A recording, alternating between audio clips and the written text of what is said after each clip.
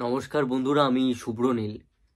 Actually আমার এই চ্যানেলটা যখন খুলেছিলাম তখন উদ্দেশ্যই এটা ছিল যে বাংলায় ইন্ডাস্ট্রিটা শেষ হয়ে যাচ্ছে। আমাদের এত গুণী মানী শিল্পী রয়েছে, এত এত ট্যালেন্টেড টেকনিশিয়ান রয়েছে, তো বাংলা ইন্ডাস্ট্রিটার পাশে যে কজন মুখ ফিরিয়ে নিয়েছে তার মধ্যে থেকে যদি আমি 2-5 জনকেও এনে দিতে পারি পজিটিভিটি দিয়ে, তাহলে জানবো যে আমার যে জন্ম বা আমার জন্মের পর যে চ্যানেলটা বানানো, অ্যাকচুয়ালি ইউটিউবের সঙ্গে দূর দূরান্ত পর্যন্ত কোনো যোগাযোগ ছিল না, তো তাতে আমি সাকসেসফুল হব, এটুকুই আমার ছিল মোটিভ। এখনও তাই, যে 2-5 জনও যেন আমার জন্য অ্যাটলিস্ট তাদের যে ভিশনটা বাংলা ইন্ডাস্ট্রির প্রতি সেটা যেন চেঞ্জ করে।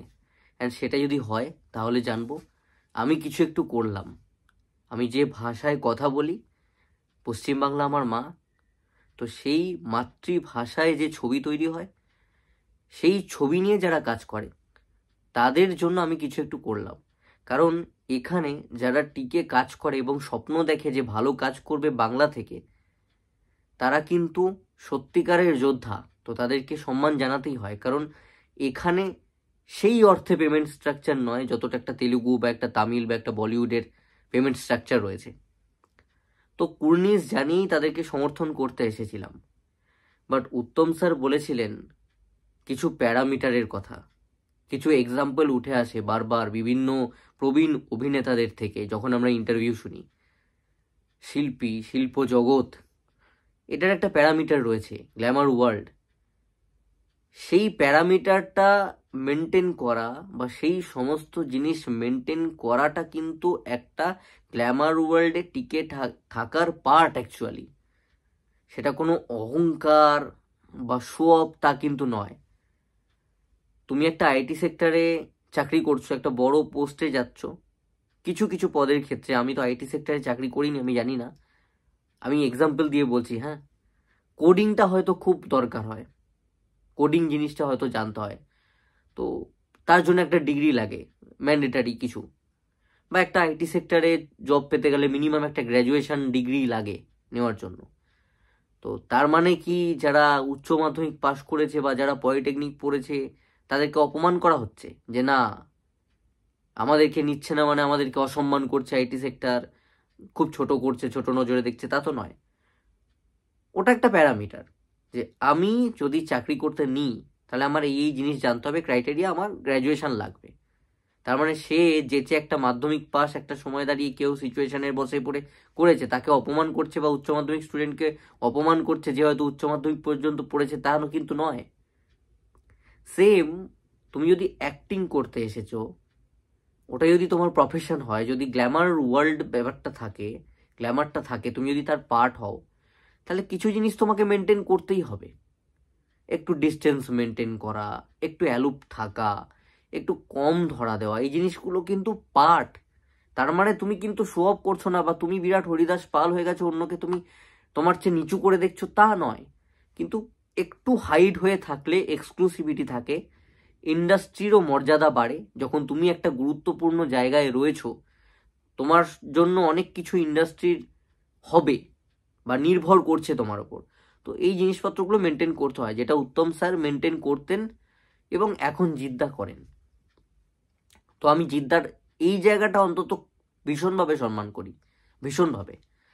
সিনেমা জগতে কাজ করছো, গ্ল্যামার ওয়ার্ল্ড, ইনফ্যাক্ট আমি যারা সিনেমা আর্টিস্টদেরকে নিয়ে কাজ করছি, যেহেতু আমি এক্সক্লুসিভ ব্যাপার রাখবার চেষ্টা করি। শুনতে বোকা বোকা লাগবে যে আপনি কে এমন, বাট আমি জানি যে আমি যদি এখন শুরু থেকে আমি গ্রো করছি, আমি গ্রোয়িং জায়গায় রয়েছি। সিনেমা নিয়ে সবে 7-8 মাস 6 মাস কথা বলছি, আমি গ্রো করব, ডেফিনেটলি গ্রো করব। শুরু থেকেই আমাকে ওই হ্যাবিটটা করে নিতে হবে। কারণ আমি যদি ছ্যাপলা হয়ে যাই, আমার সাথে সাথে আমি যেহেতু সিনেমা আর্টিস্টদের সঙ্গে ওঠা বসা করছি, লোকজন দেখছে, তারাও হালকা হয়ে যাবে, সেই শিল্পীরা হালকা হয়ে যাবে, একটা গোটা ইন্ডাস্ট্রি হালকা হয়ে যাবে। কারণ আমি তো খুব সহজে অ্যাভেলেবেল, কিন্তু আমি তো তাদেরই কোথাও না কোথাও অংশ। আমাকে যদি ইজিলি পাওয়া যাচ্ছে, তাহলে কিন্তু মানুষ ভাবে যে ওরাও অতটাই সস্তা, অতটাই ইজি। এবং এই জিনিসটা হয়ে গেছে বলে আজকে বাঙালি দর্শক একটা বিশাল সংখ্যায় শিল্পীদেরকে শিল্পী বলে মনে করে না, বাংলার শিল্পীদেরকে। বলিউড বা সাউথকে যে নজরে দেখে বাংলার শিল্পীদেরকে দেখে না। শুধুমাত্র অডিয়েন্সের দোষ নয়, অডিয়েন্সের যেমন ভিশনটা ওরকম রয়েছে, সেরকম দর্শকেরও বোঝা, মানে সিনেমা আর্টিস্টদেরও বোঝা উচিত, বা যারা গ্ল্যামার ওয়ার্ল্ডের পার্ট তাদের বোঝা উচিত যে না, আমাকে এই ডিস্টেন্সটুকু রাখতে হবে। অডিয়েন্সও তখনই গিয়ে তো এনজয় করবে। অডিয়েন্স যদি দিন রাত্রির কাউকে পাচ্ছে, বন্ধু হয়ে যাচ্ছে, অডিয়েন্স তো বোর হয়ে যাবে মনে মনে, যে আমি তো একে রোজ পাই, আমি কি পর্দায় দেখবো, কি টিভিতে দেখবো। অডিয়েন্সও মজা তখনই পাবে যখন ওই ডিস্টেন্সটা, ওই গ্যাপটা থাকবে। অডিয়েন্স ভাববে যে না, সহজে পাওয়া যায় না। শাহরুখ স্যার পরপর ছবি আনছিল, হিট হচ্ছিল না, গ্যাপ দিল, এলো, রেজাল্ট তোমাদের প্রত্যেকের সামনে। কি দিল? গ্যাপ দিল 3-4 বছর, 1 বছরে 3টে ছবি নামিয়ে দিল। কালেকশন দেখো তো। অক্ষয় কুমারকে দেখো, বছরে এতগুলো করে সিনেমা আনছে, মানুষ বোর হয়ে গেছে দেখে দেখে, এক্সক্লুসিভিটি নেই, লোকের সিনেমা হল মুখো হচ্ছে না। তো এনারা যেখানে এই জিনিসপত্রগুলো বুঝিয়ে দিচ্ছেন আমাদেরকে, সেখানে আমিও কিন্তু নতুন করে বলবার কেউ নয়, বা তোমরা আমাকে বলতে পারো না যে দাদা আপনি দর্শকদেরকে অপমান করছেন। না, তোমরাও চাও, দর্শকরাও চাও এক্সক্লুসিভিটি, অ্যান্ড এক্সক্লুসিভিটি থাকলেই ছবি চলবে, তোমাদেরও দেখতে ভালো লাগবে, আর সেটা মেনটেনও করা উচিত, অ্যান্ড এটা প্রফেশনের একটা পার্ট হয়ে যাওয়া উচিত। এবার এতক্ষণ যে কারণে আমি কথাগুলো বললাম বোঝাবার জন্য, সেই জিনিসটা কি থাকছে? আজকে এই সোশ্যাল মিডিয়ার ছ্যাবলা যুগ, একটা ছ্যাবলা জেনারেশন, আমাদের বড়রা দেখছে আমাদেরকে, অ্যান্ড আমি মাঝে মাঝে লজ্জা বোধ করি। ফুড ব্লগার হ্যানা ত্যানা টাকার জন্য তারা করছে, এবং নোংরামি করছে, রীতিমতো রাস্তায় নেমে গেছে। ভালো লাগে না, সেই কন্টেন্টগুলো কনজিউম করবার মতো নয়।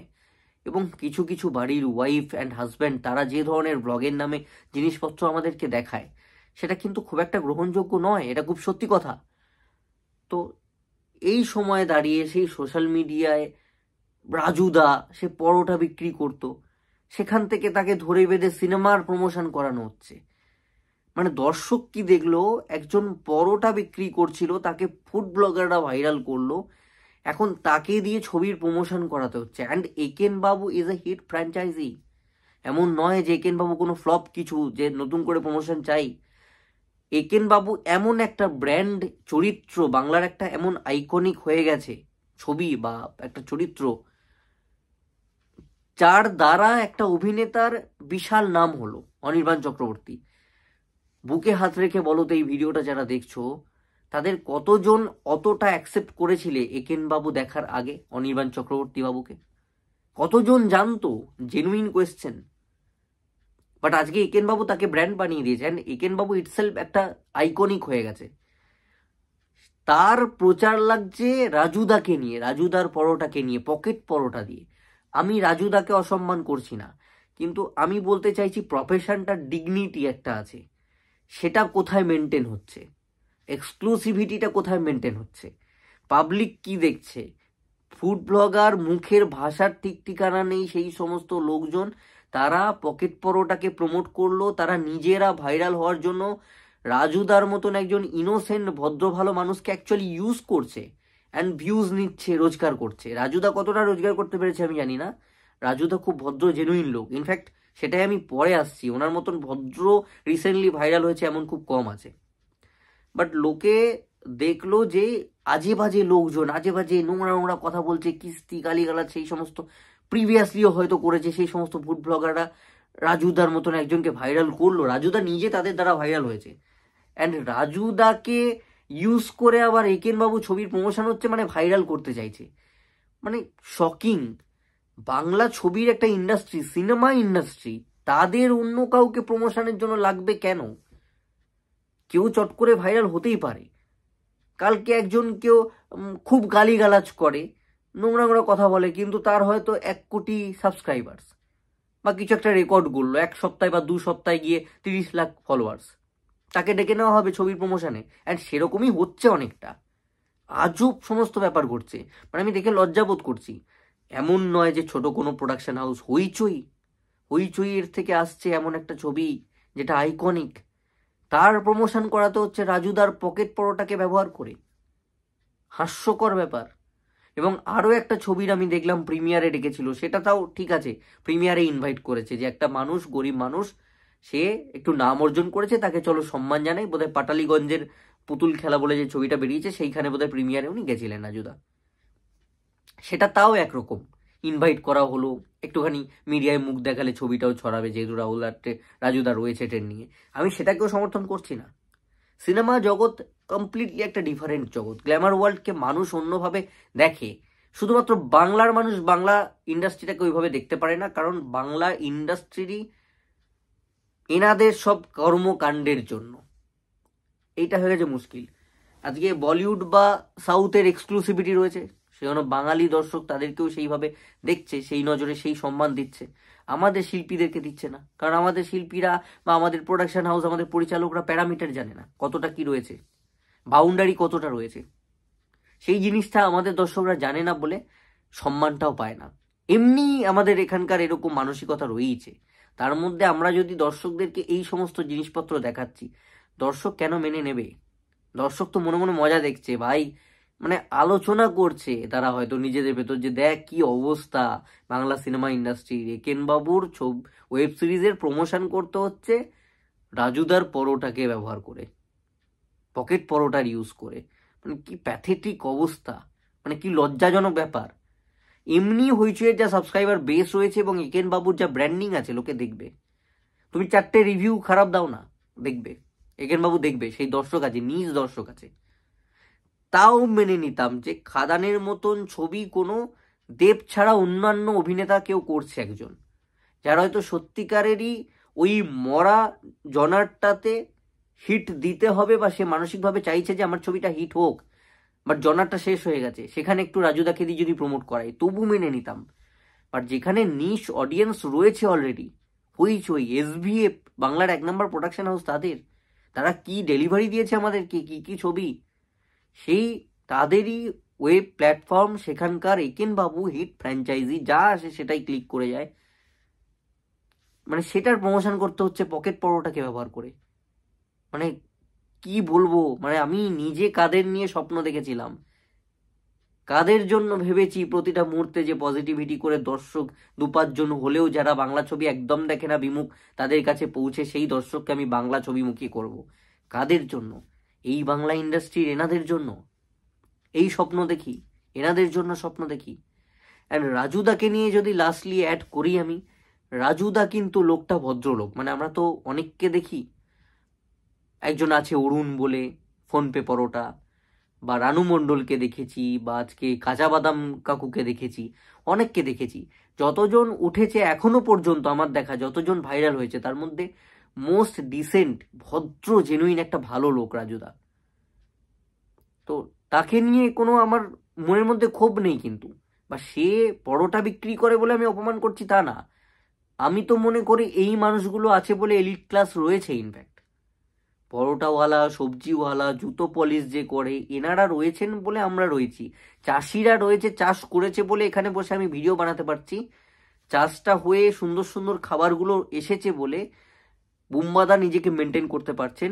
সুপারস্টার দেবের ওই রকম বিশাল বডি, এগুলো সর্বপ্রথম আমি মাথায় রাখি। বাট ওই যে বললাম গ্ল্যামার ওয়ার্ল্ড, দর্শকের একটা এক্সক্লুসিভিটি চাই সিনেমা হলে যেতে গেলে, বা ক্লিক করে একটা জিনিস কন্টেন্ট দেখতে গেলে। গ্ল্যামার ওয়ার্ল্ডটাই এরকম, তার একটা বাউন্ডারি প্যারামিটার রয়েছে, সেটা মেনটেন না করলে কোনোদিনও চলবে না। দর্শকও ওভাবেই চায়, তো ইন্ডাস্ট্রিরও ওভাবেই নিজেদেরকে মেনটেন করা উচিত। তাদেরকে একটা অন্য নজরে দেখা হয়। আজকে হ্যাঁ, কোনো ইউটিউবার গেল, কোনো নতুন হয়তো হোটেল কেউ বানিয়েছে, সে রাজুদাকে সসম্মানে গাড়িতে চাপিয়ে নিয়ে গিয়ে প্রমোশন করাক। ইনফ্যাক্ট প্রত্যেকটা জায়গায় একটা নিশ আছে। আমার এখানে সিনেমার দর্শকই আছে, তাই তো আমি সিনেমা নিয়ে কথা বলি। 10 জন হোক, 100 জন হোক, 20 জন হোক, 50 জন হোক, সিনেমারই দর্শক আছে। কেউ শুধু সিরিয়াল নিয়ে কাজ করে, তার সিরিয়ালের দর্শক রয়েছে। কেউ সিনেমা সিরিয়াল নিয়ে কাজ করে, মোদ্দা কথা গ্ল্যামার ওয়ার্ল্ডের দর্শক আছে সেই চ্যানেলটায়। তো রাজুদা হচ্ছে এই খাবারের লাইনেরই একটা ফেমাস লোক। তো যতগুলো হোটেল হবে সেখানে যদি তাকেই নিয়ে যাওয়া হয়, তো সেখানে রাজুদাকে যারা চেনে, তো সেই দর্শকটা হচ্ছে, বা সেই পাবলিকটা হচ্ছে, সেই কাস্টমার বেসটা হচ্ছে একটা নিশের মধ্যে পড়ে। তো তারাও কনভার্ট হবে অন্যান্য হোটেল, অন্যান্য চায়ের দোকান, অন্যান্য পরোটার দোকান, সেই সমস্ত জায়গায়। তো সেখানে তার দ্বারা প্রমোশনটা মানায়, বাট একটা একেন বাবুর প্রমোশন মানে ইললজিক্যাল জিনিসপত্র, হাস্যকর জিনিসপত্র।